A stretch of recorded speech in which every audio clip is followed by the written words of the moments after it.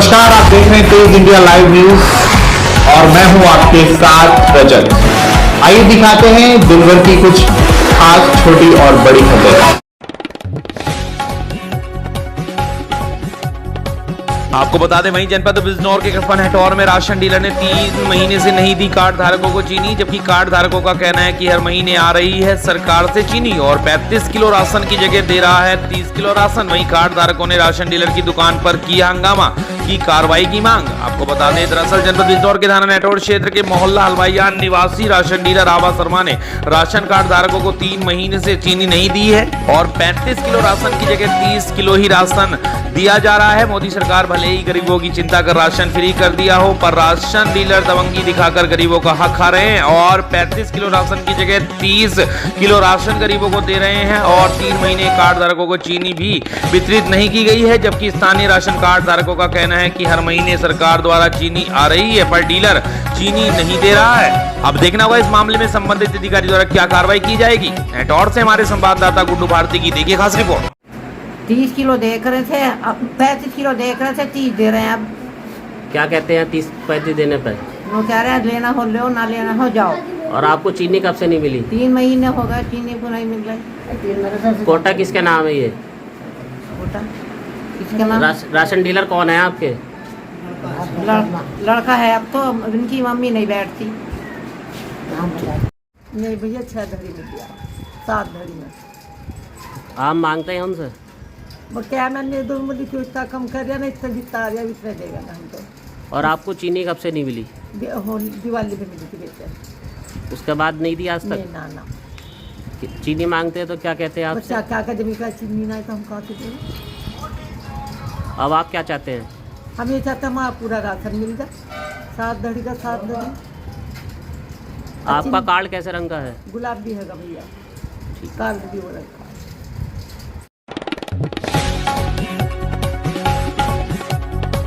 आपको बता दें, वहीं नगीना टोल टैक्स पर राष्ट्रीय राजमार्ग प्राधिकरण और सर्वोदय ब्लड धामपुर के सौजन्य से रक्तदान शिविर लगाया गया। आपको बता दें, टोल टैक्स नगीना में आज योग दिवस के उपलक्ष्य में राष्ट्रीय राजमार्ग प्राधिकरण और Sarvodaya blood camp Punnett Dhampur के सौजन्य से रक्तदान शिविर लगाया गया, जिसमें सड़क परिवहन एवं राजमार्ग मंत्रालय भारत सरकार के तत्वाधान में कैप्टन बीके सिंह की देखरेख में आज टोल टैक्स पर रक्तदान शिविर का आयोजन किया गया, जिसमें कैप्टन बीके सिंह ने बताया कि ब्लड का रक्तदान करना बड़ा ही जरूरी है, क्योंकि हमें जीते जी रक्तदान और जाते जाते नेत्रदान करके जाना है। क्योंकि जब किसी को खून की जरूरत होती है तो उस व्यक्ति से पूछो कि खून की कीमत क्या होती है।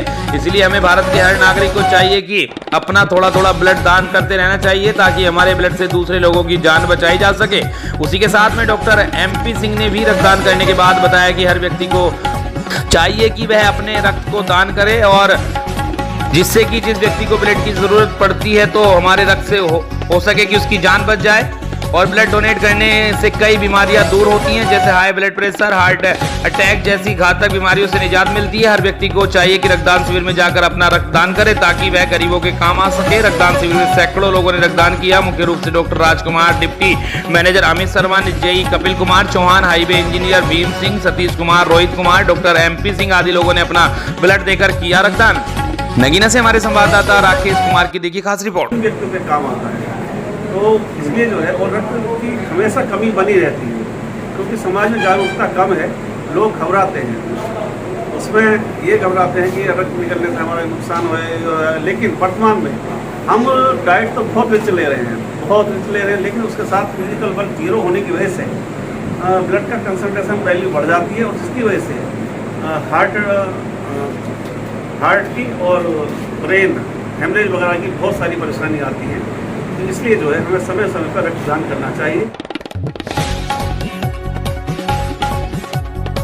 वहीं जनपद बिजनौर के अफजलगढ़ क्षेत्र में सांप काटने से अधेड़ की मौत, परिजनों में मचा कोहराम, झाड़ फूक के चक्कर में गवाए प्राण। जी हमको बता दें, प्राप्त जानकारी के अनुसार ग्राम पंचायत मोहदीपुर निवासी कोमल पुत्र राजेश रात्रि में खेतों में पानी लगा रहा था। इसी दौरान कोमल को सांप ने काट लिया, जिस पर कोमल ने परिजनों को सूचना देते हुए घर से बंद लगाने को कपड़ा आदि मंगाया। परिजनों ने मौके पर पहुंचकर कोमल के पांव में बंद लगाए तथा आसपास झाड़ फूक वालों को रात भर दिखाते रहे। आखिर सुबह कासमपुर गरीब लोग अस्पताल लाया गया, जहां चिकित्सकों ने उसे मृत घोषित करते हुए हिदायत दी कि यदि समय पर उसे लाया जाता तो जान बच सकती थी। मृतक कोमल सिंह की पत्नी बबीता देवी ने बताया कि उसके 2 छोटे छोटे बच्चे हैं। घटना से परिवार में कोहराम मचा है। बताया जा रहा है कि सप्ताह भर में कई लोगों को सांप काटने की घटना यहाँ हो रही है। वहीं सबका पंचनामा भरकर पोस्टमार्टम के लिए भेज दिया गया है। अफजलगढ़ से हमारे संवाददाता विनय भार्गव की देखी खास रिपोर्ट। 8:30 बजे की घटना है। आप कहाँ से हो? मोहद्दीपुर से। अच्छा, मोहद्दीपुर से। क्या हुआ इनको? इनको सांप ने काटा। किस टाइम? 8:30 बजे। 8:30 बजे। क्या नाम है इनका? कोमल। कोमल। मोहद्दीपुर। ये क्या कर रहे थे? पानी लगा रहे थे जंगल में। जंगल में? हाँ। अच्छा, खेत पर। आपको किसने दी सूचना? फोन करा इन्होंने हमें। अच्छा, फिर आपने क्या किया? फिर हम घर से उसके लोग बांधने के लिए कुछ ले गए। अच्छा, आप क्या लगती इनकी? बाई। अच्छा, वाइफ हो। और इनके बच्चे हैं कि? लड़की। 2 लड़की हैं। लड़का है? ना। लड़का नहीं है। आपका नाम? बबीता देवी। बबीता देवी। अच्छा, और कार्रवाई की आपने? अभी तो ना। अब इलाज के लिए ले गए। अच्छा, इलाज कराना। तो चलो।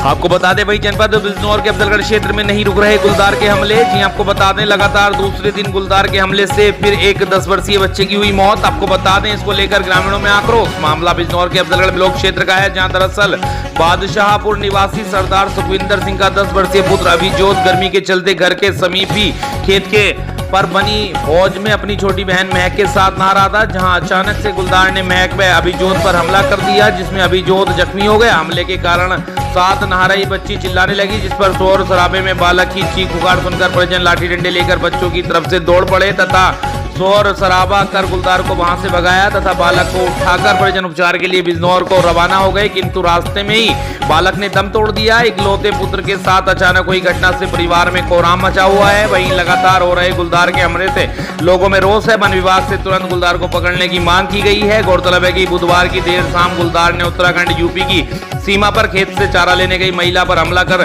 गुलदार ने मार डाला था। वहीं मात्र 2 माह के भीतर यह 8वीं घटना है, जिसमें कई लोगों की जान जा चुकी है और वन विभाग प्रयास के बाद भी कुछ नहीं कर पा रहा है। अफजलगढ़ से हमारे संवाददाता विनय भार्गव की देखिए खास रिपोर्ट।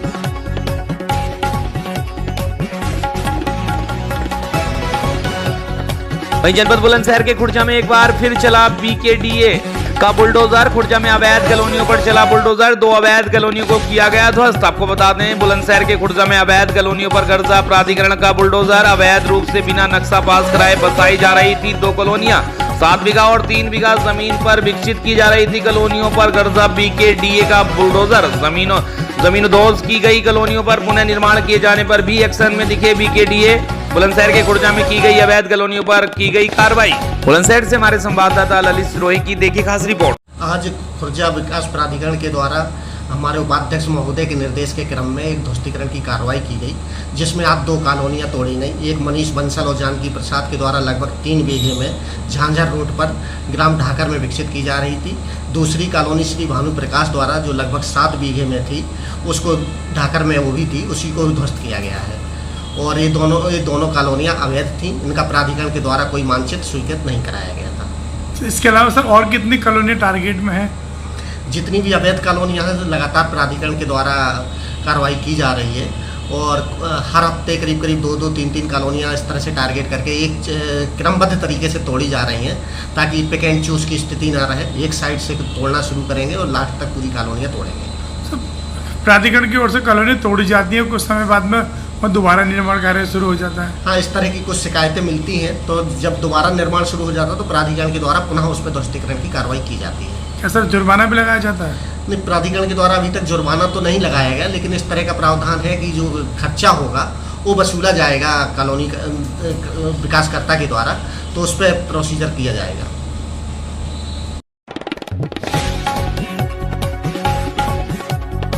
वहीं जनपद बदायूं में भारतीय जनता पार्टी के प्रदेश अध्यक्ष भूपेंद्र चौधरी का दिन गुरुवार को बदायूं आगमन हुआ। वहां पहुंचकर उन्होंने एक प्रबुद्ध सम्मेलन को संबोधित करते हुए कार्यकर्ताओं को आगामी चुनाव में जुटने के लिए आह्वान किया। साथ ही उन्होंने शहर में लोगों से संपर्क से समर्थन तक कार्यक्रम की शुरुआत की। इस दौरान उनके साथ सभी सांसद और विधायक सहित पार्टी नेता और कार्यकर्ता मौजूद रहे। इसी दौरान उन्होंने मीडिया से बात करते हुए सवालों के जवाब दिए कि बदायूं के कृष्णा लॉन में भाजपा के प्रदेश अध्यक्ष भूपेंद्र चौधरी ने एक प्रबुद्ध सम्मेलन को संबोधित करते हुए पार्टी कार्यकर्ताओं को आने वाले लोकसभा चुनाव में जुटने की अपील की। इसके बाद उन्होंने शहर में निकल रहे लोगों से खुद जनसंपर्क कर भाजपा को जन समर्थन देने का लोगों से आह्वान किया। इस दौरान भाजपा के प्रदेश अध्यक्ष भूपेंद्र चौधरी ने मीडिया से वार्ता करते हुए विपक्ष पर जुबानी हमले किए। प्रदेश अध्यक्ष ने कहा कि विपक्ष के पास जनता को भटकाने के सिवा कोई काम नहीं है। इसी के चलते वह गठबंधन का राग अपनाते हैं। पूर्व में किए गए उनके गठबंधन को जनता देख चुकी है। इनका काम देश की जनता का तत्कालीन मुद्दों को लेकर ध्यान भटकाना है, लेकिन देश की जनता सब जानती है। अयोध्या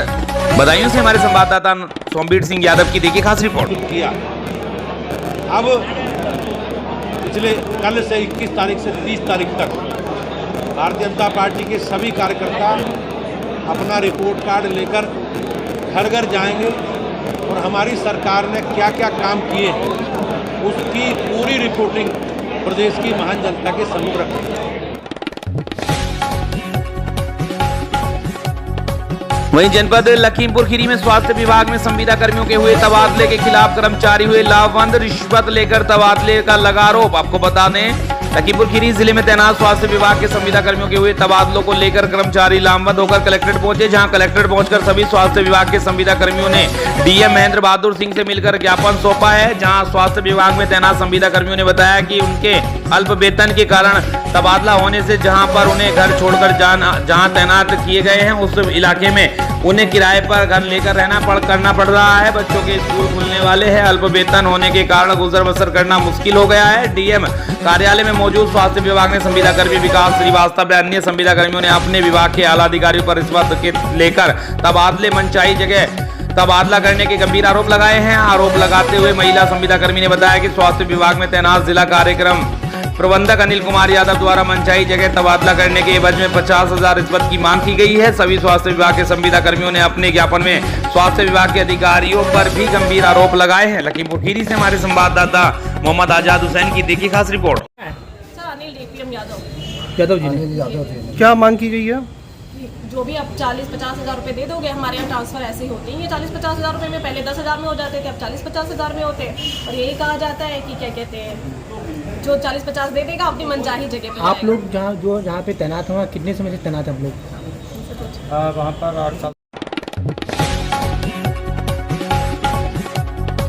आपको बता दें वहीं जनपद प्रतापगढ़ से इस वक्त की बड़ी खबर, जहां कोडौर थाना क्षेत्र के नरहरपुर गांव स्थित पहलवान वीर बाबा के धाम पर बने कुएं में गुरुवार की सुबह ग्रामीणों ने एक महिला के साथ 3 मासूम बच्चों का शव देखा, जिसके बाद पूरे क्षेत्र में सनसनी फैल गई और बड़ी संख्या में ग्रामीण जुट गए। हालांकि लोगों ने महिला की शिनाख्त कर ली है। आपको बता दें कोडौर के औरंगाबाद निवासी सोहनलाल की पत्नी प्रमिला देवी उम्र 38 वर्ष के साथ उसके बच्चों का शव कुएं में मिला, जिसमें 7 वर्षीय पुत्री सलोनी, 5 वर्षीय पुत्र शिवांशु व 3 वर्षीय पुत्र दिव्यांश है। सोहनलाल कान से दिव्यांग है, वह गांव में ही मजदूरी कार्य करता है। ग्रामीणों की माने तो सुबह करीब 6 बजे उसकी पत्नी प्रमिला जाते हुए दिखी। कुछ देर बाद बच्चों के साथ उसका भी शव कुएं में मिला। मृतका की ननद मनीषा ने बताया कि भाभी मानसिक रूप से दिव्यांग थी। खबर लिखे जाने तक पुलिस घटनास्थल पर नहीं पहुंची थी। सबों को फायर ब्रिगेड कर्मियों ने बाहर निकाला। आत्महत्या और हत्या को लेकर संशय बना हुआ है।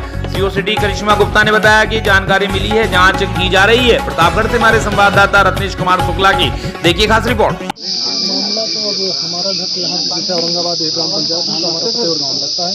अब इनका पारिवारिक मामला तो हम नहीं बता सकते सर, लेकिन ये लड़का पिछले साल जो है मनरेगा में काम करता था, उसके बाद बॉम्बे चला गया। और अभी परसों जो है हम महिला सशक्तिकरण की थाने द्वारा मीटिंग थी, वहाँ महिलाएँ आई थी, वो भी आई थी।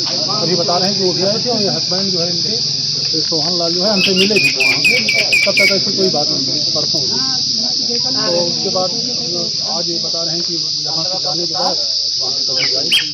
कुएं में एक महिला और 3 बच्चों का शव देखा गया। सूचना प्राप्त होने के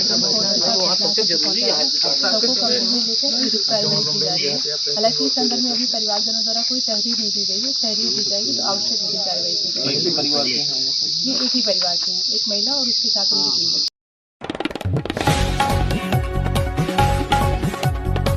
आपको बता दें जनपद कुशीनगर के खड्डा थाना अंतर्गत एसडीएम भावना सिंह और एसएचओ अमित शर्मा द्वारा की गई पीस कमेटी की बैठक। आपको बता दें कुशीनगर जिले के खड्डा थाने पर एसडीएम भावना सिंह की अध्यक्षता में पीस कमेटी की बैठक की गई, जिसमें समस्त ग्राम प्रधान एवं खड्डा क्षेत्र के सम्मानित जनता द्वारा आगामी बकरा ईद के त्योहार मद्देनजर रखते हुए शांति व्यवस्था बनाने की अपील की गई, जिसमें हिंदू मुस्लिम भाईचारे के आपस में सहयोग करने का अपील की गई, जिसके बकरा ईद में कोई भी परेशानी ना हो। इस मौके पर SHO Amit Sharma, SI Akhilesh Singh, SI Rajesh Kumar Gautam, SI GA Lal Kanaujia, constable Avnish Kumar Singh Sonu इत्यादि लोग मौजूद रहे। कुशीनगर के खड्डा से हमारे संवाददाता विजय कुमार तिवारी की देखी खास रिपोर्ट।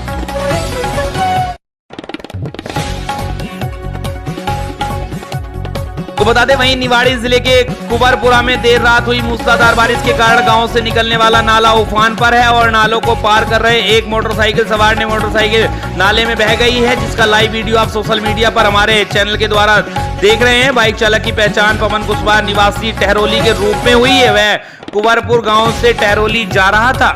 निवाड़ी से हमारे संवाददाता कृष्ण कुमार सोनी की देखिए खास रिपोर्ट।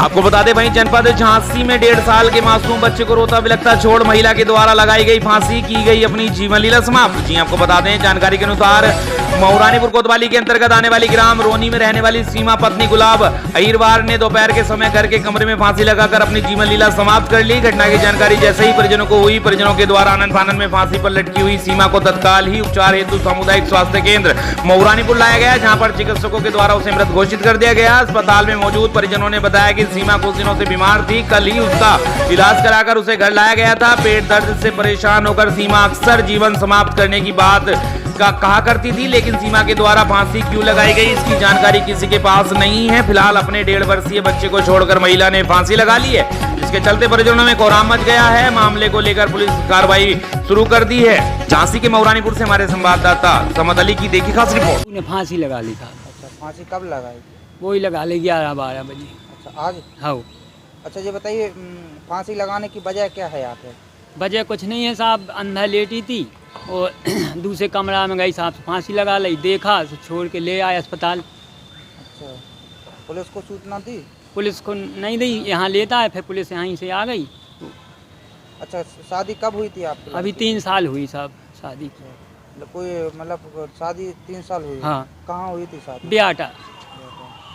शादी के बाद मतलब बच्चे कितने? एक बच्चा है। कितने साल का है? अभी जे है 1.5 साल का। अच्छा, ये बताइए फांसी लगाने में अगर लड़ाई झगड़ा हुआ हो या कोई वजह ऐसी पता चली आप लोगों को? नहीं, लड़ाई झगड़ा तो नहीं हुआ, अंधा लेटी थे भी लोग, लड़का भी लेटा था, बहू लेटी थी, और पैसों अल्ट्रासाउंड करा के ले गए। उसका पेट पे आता था, उसको पथरी निकलवाई है, बोली हमको तो ऐसा लगता है कि मर जाए, उसने फांसी लगा ली। आपने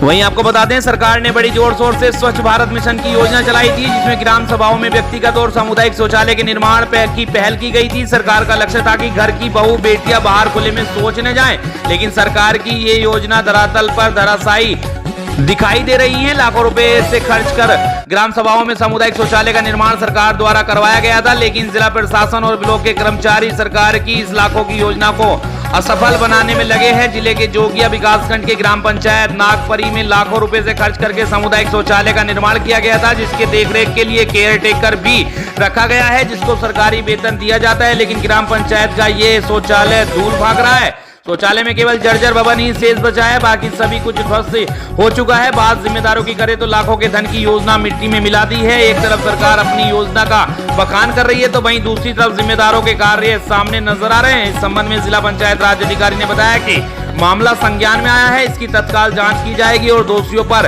कार्रवाई की जाएगी। आखिर कब होगी कार्रवाई, ये एक फिलहाल निशान है। सिद्धार्थनगर से हमारे संवाददाता नियामतुल्लाह की देखिए खास रिपोर्ट। ये आपके माध्यम से पता चला है कि विकासखंड जोगिया के ग्राम पंचायत नागपरी में जो सामुदायिक शौचालय है वो अत्यंत ही मतलब जर्जर स्थिति या मतलब ख़राब स्थिति में है, तो उसको हम एक बार चेक करवा लेते हैं एडीओ पंचायत के माध्यम से और देखते हैं कि उसकी गुणवत्ता सही है या ख़राब है। अगर गुणवत्ता ख़राब है तो संबंधित के विरुद्ध नियमानुसार कार्रवाई की जाएगी।